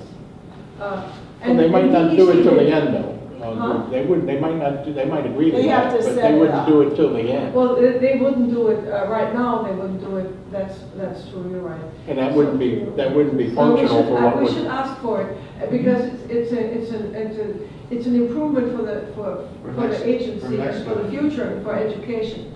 And for all kinds of reasons, that needs, and they did do it for the S guys, they were doing that then, so they just stopped doing it. I thought Well, we they were didn't gonna. actually do what we're suggesting by posting each comment separately, but I think they did a response to comments, didn't they, which did identify the multiple comments. And They they lumped them usually together. do that for every, even permit comments or the regulatory changes. They will Yeah. publish a response to comments, but Yeah, it's so sort it of was like, I after gave the an fact. example of It's what after they the did. fact. Very poor. I mean, it was just 10 comments. For instance, I mean, we had comments, Fred Sinclair made very good comments about the grade of the landfill. You can't grade up, you have to have some kind of geometry. Angle. Angle is important. The angle of the post. Yeah, and that never got. Well, because they're It's just an understaffed, I example. think they're using that as one of their excuses for Well, they for were not saying. addressing all the points. Some contractor was answering these questions in the first place. So it wasn't even DEC that was doing that, so. Let's keep in mind, I'm sorry, go ahead. Yeah, let me just make one other quick comment. So far, I haven't heard any mention of citizen monitoring. You've got the every day or twice a day monitoring that's going on officially. But citizens, many of whom are in this room, are part of groups here, Henry's one, Rachel. We've gone out, not me, but they have gone to the leachate pipes and gone to the fields and have actually measured what's coming out of there. Can any of that information be brought into your comments and Well, compared with the official Our record? information, unless we have lab tests, basically we just do conductivity. And that is fairly useless. The lab tests, the radium levels, all those are the key issues. And unless we find two problems. One, find a foundation that can pay $500 a lab test. Right. You can get a lot of lab tests done for $98 on clean water. You can get $5,000 worth of New York State lab work done by gas spectrometry for $98. But if you take that nasty, dirty leachate, the Loman landfill, that independent lab test guy was saying that the conductivity was 14,000 for the leachate. A wastewater treatment plant may run 800 or 900 to 2,500. So right away you know that it's 10 times, the leachate at landfill is 10 times as nasty as the water coming out of a wastewater treatment plant purely by dilution. So, Henry. But, so the lab, in order for us to do anything, two issues. One, getting all kinds of funding to do $500 lab tests. Okay. And two, getting access. You know, you just don't walk up and take Well, is there time in the framework of the documents that you all are working on to do any of this? So therefore, the characterization of what's in the leachate fields is strictly coming from the Yeah. official avenue. Let's bring ourselves back to what we're doing here, and that is Okay, that well, we're that's not good. attacking a specific facility that is discharging. So Right. we're not trying to prove that point, but we are trying to prove the point that it is needed. And the policy needs to establish the fact that this level of testing should be being done by the state in conjunction with the facility, and it should be part of the policy. Okay. So that's Okay. as far as you want to go. That's the well, that's the battle we're fighting. Right. But, I mean, the open door leads to the improved regulation, which will get at what you're talking about, and Right. we wouldn't have to pay for it. Right. Okay, but I think, am I talking straight here? Yeah. Yeah. This is what we need, this is the battle, this is the opening we have. It's the hole we can run through. But I agree with what you're saying, but I do think that Jerry brings up an important point just for transparency. If citizens did want to monitor something, that there would be some facilitation of that, which there isn't, you know.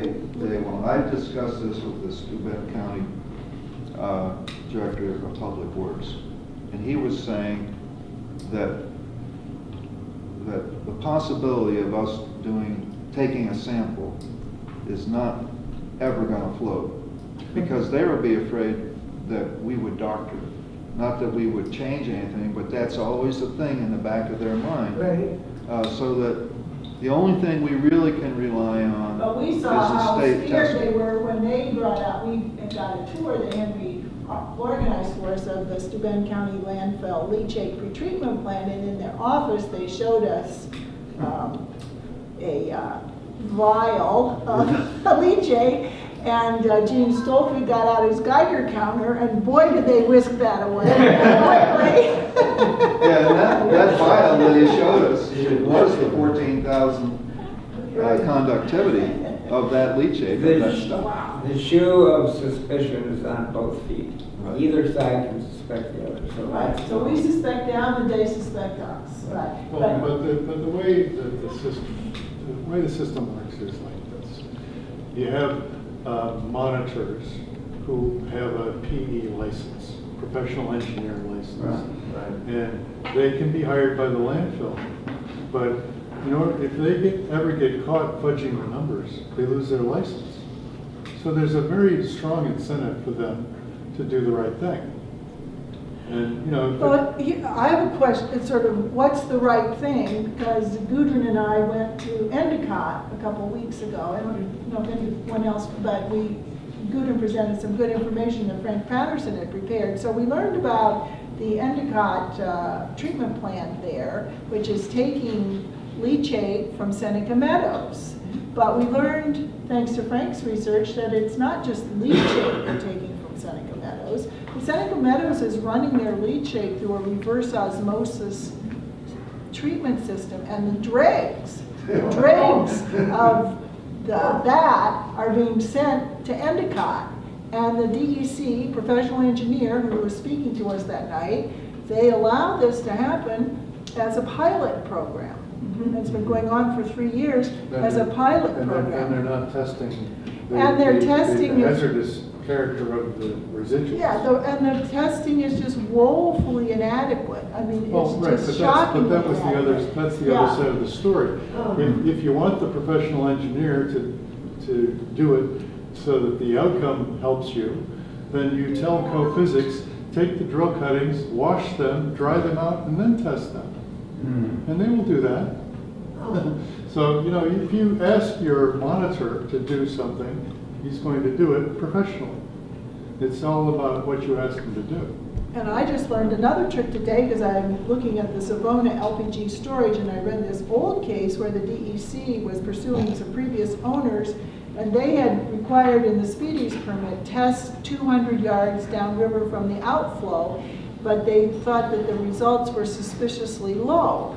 So they put a red dye into the outflow to watch where it went, and they found it was just a very quick stream down in the center of the river, and the company's testing site over here wasn't in the red flow. And so they changed the testing site and they put it 2 miles downriver. So that's not picking up anything either. So I think that to me, the takeaway is you have to assume that everybody involved is acting professionally in their interests. The professional engineer has an interest in keeping his license. The DEC staff person, why did he join the DEC in the first place? Right. He's an environmentalist. Right. The landfill operator has got an economic incentive to cut every corner he can. So everybody's got very easy to understand motives. And you should rely on the professionalism of the DEC, their monitors, the labs. And you should ask the question about what are you asking these labs to do? What is being tested and what's not being tested? What information are we getting and what information is lacking? And should the regulations ask different questions? Why do we wash and dry the material before we test it? What's the purpose of that? And what happens to the water that comes out of it? They were trying to Just do that reduce, away. they were trying to reduce. Yeah, but isn't that contaminated? Where are they going? Diluting it. No, that's not a routine thing. Perhaps. They did this on one set of samples to prove that there was no problem with radioactivity. So Well, they remove the this radioactive. co-physics outfit. Well, what's the purpose of washing it and drying it? I mean, To lower the remove the level. residual To flow remove the back. radioactivity. To remove the brine. well, then we're not testing the product as it exists. So that was a fraud, That's right. in other And words. so the comment is, you're basing this entire regulation on a test of something that never goes to the landfill. That's It's a irrelevant. fraud, yeah. That's right, it's not relevant. It doesn't support your argument, DEC, that you can regulate it this way. And, you know, an effective regulation would be to test it at its source. And you've heard that old phrase, he who counts the votes, you know. Well, he who runs the testing system, he who is in control of the testing. Out of Seneca Meadows, Yeah. isn't that going to a site that's near a water source? It's discharged into the Susquehanna River, goes downstream to Binghamton for their drinking water. Yeah. What's the name of the stream or river that separates the landfill from the residential area? It's a pretty creek area that you could walk to. Do you know what I'm talking Endicott? No, it's Seneca Meadows. Oh, Seneca Meadows. Seneca Meadows. That creek, that surprised me when I visited that landfill, that there's a creek so quick or so close to there. I think they actually diverted it too. I'm not really familiar. Are you talking about Black Brook Creek? It could be, it's a real picturesque little creek, and you can see the landfill off on the side, there's homes around there. Right, yeah, I think they actually diverted that. Is that the watershed that they created? I think so. Yeah, I'd have to check into that, but yeah. But is there underground water coming from the landfill that's going into that creek? Most likely, but I honestly do not know. I don't know the, We believe there is, but of course Seneca Meadows assures us that there is not. Yeah, what about all that geo stuff going on in the state where they're mapping the waters and everything? Is that happening up in your area? probably not. Okay, so I think we've come to an interesting point where one of the, and we should talk about this more and frame the issue of are we pro having the state continue paying monitors, or having the state have monitors that are monitoring people hired by the facility to do the testing? But the one thing we want is for the new policy to tighten up and make the testing right. Right. And that's what we're after. That's because we have proof, we have all these instances where we can throw them into the mix that it's not being done right. Well, the first one. That's our premise. Your first letter that you put out, or the first idea of the week for your website would be, everybody put in for a delay or a continuance to the extension. The second one would be that frame. So we all can immediately send our letters and send them to all our buddies and get those going out. So those would be probably the first two that you guys give us. The DEC did announce these changes at the beginning of March, so just to be aware, you know, we have had months to absorb them. They probably will make that comment, so And the due date is? July 15th. Keep in mind, the typical comment period is 60 days. In this particular instance, it's 120 days automatically. That's what they start with, 120 days. They started We're with asking for more time, and rightfully so. There's a lot of, There's well, it took still a lot me 3 here. weeks. so There's a we- lot of material. There So this is. makes it an unusual situation. Yes, it does. And there are other areas in this that warrant looking at. I mean, we're focusing on some things that have really affected all of us in our communities, but there are other things, the composting, I can't So I think of think them right off it's the top of worth my head here. but recognizing There's a lot of that other areas. Yeah, they did give us 120 days, but that still, we still need more time Yeah. because this is so comprehensive. Yes. Okay. Could we get back to your original question just now? In other words, to rephrase what you just said, do you want to accept a situation in which the money that funds the monitoring flows through government and through industry, period? Is that another way to say what you just said? Well, actually, Gary gave me an education on that issue here just recently, just tonight, and I'm thinking about that. Because I was thinking, boy, it's just a hotbed of the person that's monitoring and being paid by the company that works for DEC is not going to regulate properly. And maybe I need to rethink that a little bit. But your concern, I think, Fred, to listen to you, is that how can we make the monitors more independent? And so even some sort of citizen committee or something that would have some, you know, they would report to a citizen committee or have some citizen participation in some way that might help them be more independent. Actually, like a light bulb just went off. If the policy implemented a very, very effective monitoring and testing program, then it would alleviate that. Because everybody would have to follow it, whether it was the monitor from DEC or the independent tester hired by the company. You need an So the key independent, to it is having this testing regimen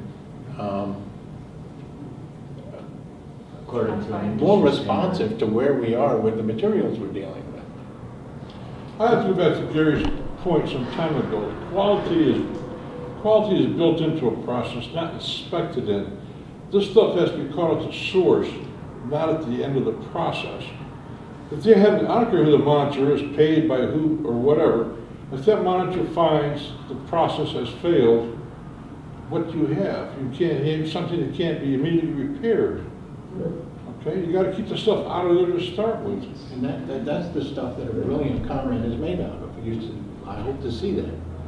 Yeah, send that in. That's a great statement. Right, but there remains an issue as to whether the DEC should, as they're proposing to do, turn over the monitoring entirely to the operator. I don't think so. I think it's better to have a state inspector involved because you have more leverage.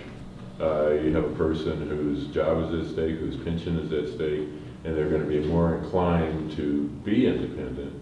And the state has its own personnel rules and regulations and form of discipline that would not be available to us if we were using a private contractor. And it almost becomes moot if the policy forces proper testing to occur. And in reference to that, I think it would be a good idea also to consider the possibility of having the state require the use of a straw man host agreement to be used by every community that would have minimum requirements that would build into it the kind of protections that we're looking for. And then they could draft it, to the needs, the rest of it to the needs of the community. That's an interesting idea. Just mentioned with regard to the Village of Bath wastewater treatment plant taking the leachate, which probably has radioactivity, but they don't test for the radioactivity, and the Bath sewer law, which is based on the DEC model, says they will not take any radioactivity. But since they're not testing, they don't know. Who said he won't take it? The Bath Village sewer law says that they will not take radioactive materials into the wastewater treatment plant. But the Department of Public Works guy said he's permitted to take it. He'd take it if they would get it to him. Well, no, that's Vince for the county. Well, where does his water go? Well, his water goes to the Village of Bath. But the Village of Bath is not allowed to accept radioactivity, but nobody's testing it. Right, they're not testing for it, Frank, so as far as I'm concerned, there is none. So what you need on the monitors is an independent inspector that inspects the monitor, much like the TSAs have to inspect to see if the stream of baggages they go through. Occasionally they'll put in a revolver or something to see. Like I said, quality is built in, not inspected in. It has to be in the agreement between the town and the county that requires inspection to be done. We're back to a standardized type of agreement that is going to be required by this, that the state is going to require all communities to use, allowing them to alter it to their needs, for date, time, and what the involvement would be and that sort of thing. But there should be certain minimum things in there like inspections to make sure that compliance is in fact taking place. Are we saying the only source of RA-226 is drilling waste, nothing else? But in terms of the mass, drilling waste dwarfs everything else. The EPA commented on their PCB regulations several years ago. PCBs are, highly dangerous in very low quantities. In fact, a new discharger anywhere in the Great Lakes watershed is limited to a concentration of 0.001 parts per trillion, which is virtually zero. And that's the implementation of a treaty between Canada and the United States that said the standard for PCB should be virtually zero. Right? But the detection limit is 65 parts per trillion. So you can't even detect that. So how are you going to monitor that? That's impossible to assure compliance with the limit. I looked at SPDES permit or application for permit 00038 in September 2014. RA-226 from Broome County leachate was as high as 17.1 picocuries per liter. I know of no drilling waste going to the Broome County landfill. Where does it come from? And Seneca Meadows had as high as 20. Medical waste? No, Waste- 20% waste picocuries per haulers. liter. And what Waste facility haulers. is this? Pardon? What facility was that? I3 Electronics in Endicott. It's a former IBM circuit card printing waste disposal plant. They accept waste in their waste streams from 1, 2, 3, 4, 5, That's 6, the one I was 7, 8, calling 9, 10, Endicott. 11, 12, 13, 14 different influence of waste into the system, 2 of which are landfills, Broome County and Seneca Meadows. About construction and debris waste? No, printed circuit card waste is what it's a private, it's not a Right. public thing, it's a private waste treatment facility that IBM built when they were in the printed circuit card business. IBM sold this place to Huron, and I3 Electronics took over the operation of the waste treatment facility. So they have all kinds of input into this thing. But they applied for SPDES, Speedies permit, and they tested, a lot of tests, but they tested RA-226 only on leachate from 2 different landfills that's coming into that place. Well, there is all this gas stream waste. I mean, this is pure speculation, but Broome County is, right in the center of the Marcellus Shale there. And so, if you are getting that level of radioactivity, you need to look into what they are taking, what would be creating that. But Marcellus drilling waste is, even if it hasn't been acknowledged, is still a possible candidate that somehow got in there. Well, we know from PA that drilling Yeah. waste goes to Seneca Meadows, but PA does not show anything going to Broome County landfill. Yet they have a very high reading. But the PA records are also not at all comprehensive. They're just relying on the companies to self-report. And each landfill does an annual report where it has to show where its waste came from. So you can go to the Broome County landfill annual report and find out how much and what kind of waste came from Pennsylvania. But unfortunately, those reports don't include RA-226. No, they don't, but they will tell you whether it's drilling waste or whether Well, it's that's information that Rachel referred to a few minutes ago, all right? About the reverse osmosis. Well, that was from Seneca Meadows, yeah. But I think the Broome County landfill is supposedly only taking Broome County waste. I understand that's a law they have, but, Well, who knows? Yeah, who knows? Swan County goes west, Broome County goes west Right. also. Right. Frank, I think that it's possible that waste hauler dumpings into that treatment facility that you're talking about might not, could they possibly be in there and not in your report? No, I don't think so. They'd be in. This was their application to the state for a discharge permit.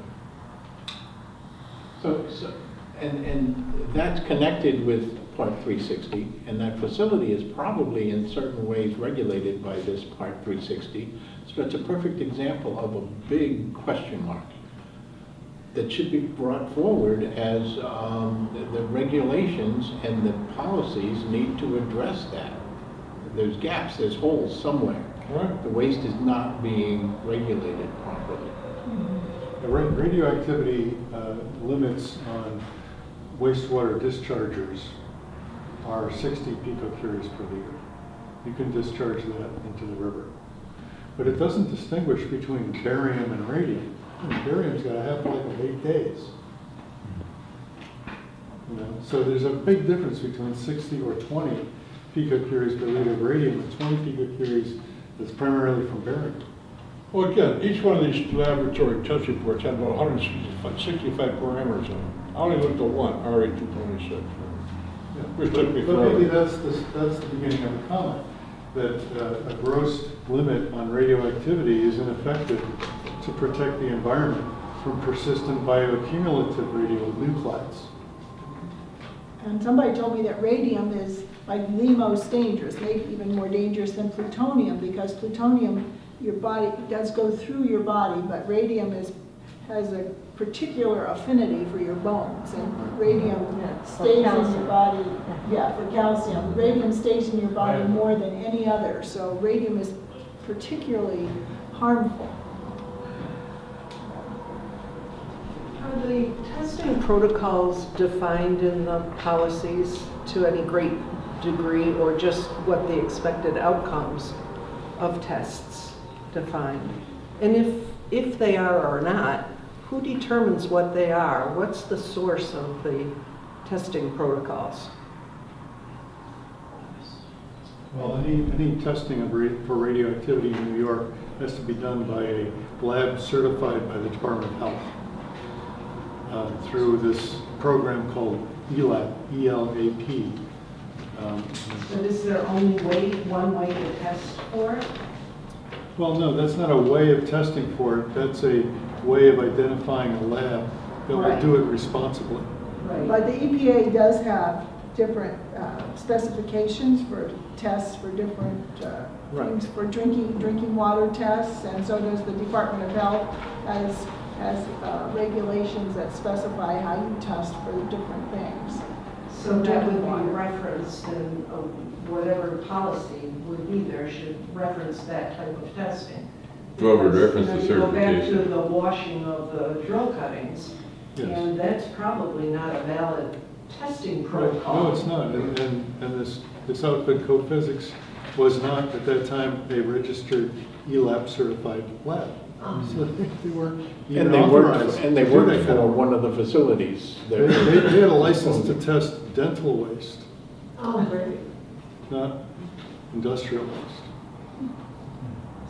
And so an ELAB certified lab would know the proper method, and Frank was referring to method, EPA method 903.1, which is one of the accepted methods, and they would just know to do that. But I think, Lorraine, that your comment, testing is really critical, and I think it really is. What the testing procedures are. There are defined procedures by EPA for many things, and Published test methods for each kind of chemical or radionuclide. and it needs to be appropriate This is- for drinking water sources, because a lot of this is going into rivers that in this area serve as primary drinking water aquifers. This is an issue with wastewater treatment plants in that the Steuben County Leachate Pretreatment Plant sends their treated water, which has the nasty stuff we've all been talking about all night, down to the Bath wastewater treatment plant in slugs, because they process in multi-hour batches. So sometime during the day, maybe once or twice, there'll be a big slug of this water going down to the wastewater treatment plant. And it takes about 3 hours for water to pass through the average New York State wastewater treatment plant. So that unless you took samples of the water coming out of the Bath wastewater treatment plant leachate, unless you took samples every 3 hours on a weekday when they happen to be having, you couldn't do it on a Saturday because they're not going to release anything out of the leachate pre-treatment plant because they're all on the weekend off. So on a weekday, unless you took samples starting probably at 8 in the morning, every 2 hours all day long, you wouldn't pick up any of that radiation. Because you might not. You'd be running a gamble. So that as you're talking about the procedure for taking samples at a wastewater treatment plant, it would have to be, spread throughout the day at probably 1 hour or 2 hour intervals on a weekday, maybe for 2 or 3 days of a week. Or you could, there's probably some statistical validity to doing it periodically. But the variance would be huge. But there is modern technology, these sondes and things that you can Could do it that you 100%. can put. I mean, that was like in Endicott. Why all these Justice, environmental justice, that these regions 8 and 9 are the poverty part of New York State. And we're getting the brunt of the whole thing into these poverty stations. I mean, Chemung is well known to be a very poor county, and so are some of these other counties. So I'm just wondering how. A huge spike in Would that be, region 8, I mean, what do you think of Central that, Nevada. this justice and environmental justice in relation to this waste? Unfortunately, I don't think so. The environmental justice means that one community bears a disproportionate burden compared to all others in some environmental burden. But the DEC has defined environmental justice in terms of census blocks that are where the census block shows that the people living in that census block are disproportionately non-white or disproportionately in poverty. Disproportionately impoverished. No, you They're have, white. no, if you go on the DEC's website and search for environmental justice, you'll find that they have mapped the entire state. Oh, I And see. they have identified all the census blocks that are EJ communities. Each census block that meets those two tests, one of those two tests, Yeah. is an EJ community. And I don't think How big are the I see. census blocks? census blocks are, there are a dozen in a county, probably. But I don't think any of these locations is an EJ community, where any of these landfills in Region 8 or 9 are. Well, this is also meant- But I would say you shouldn't give up on that issue. I think you should just rename the issue. But I This see. issue is about the disproportionate impact on one region. Yeah. Okay. And it's still valid. Don't call it environmental justice, just say it's an inappropriate disproportionate impact. So we have to exit by that door, but the bathrooms are over there. And it has nothing to do with the original intent of the Solid Waste Management Act. No. I think that this graph here indicates that there's very little management being applied. Or very little planning is another way of putting it. And remember, the Solid Waste Act of 1988, which we started talking about in the beginning, mandated planning throughout the state. At the whole entire state was supposed to be organized into planning units. You were supposed to decide how you're going to manage your waste and how you're going to deal with imports and exports. Well, and as you say, I think you're absolutely right. This map shows the planning failure. It shows an abuse, looks to me like an abuse. So, It would be Fred, really you- interesting to see an accompanying graph showing waste generation within the state. Yeah. So you can see the two side by side.